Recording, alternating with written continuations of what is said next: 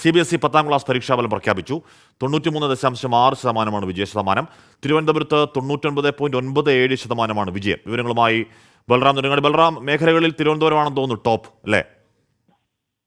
ഹാഷ്മി, അതെ, ഇത്തവണയും തിരുവനന്തപുരം തന്നെയാണ് 10ാം ക്ലാസ് CBSE ഫലത്തിൽ വിജയശതമാനത്തിൽ മുന്നിലുള്ളത്. തിരുവനന്തപുരം മേഖല 99.75% വിജയശതമാനം നേടിയിരിക്കുന്നത്. തൊട്ടു പിന്നിൽ വിജയവാഡ 99.6%. ചെന്നൈ മേഖലയ്ക്ക് തന്നെയാണ് 10ാം ക്ലാസ് ഫലത്തിലും മുന്നിലുള്ളത്. 99.3% ചെന്നൈയിലെ വിജയം. ബംഗളൂരു 4ാം സ്ഥാനം ആവർത്തിച്ചിരിക്കുകയാണ് 10ാം ക്ലാസ് ഫലത്തിന്റെ കാര്യത്തിലും. 99.26%.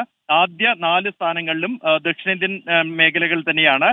ഈ വർഷം 22,38,827 വിദ്യാർത്ഥികൾ പരീക്ഷ എഴുതിയതിൽ 20,95,467 പേർ വിജയിച്ചിരിക്കുന്നു. 93.6% വിജയ ശതമാനം. ബൽറാമാണ് CBSE SLC പരീക്ഷാഫലത്തിന്റെ വിവരങ്ങൾ നൽകി.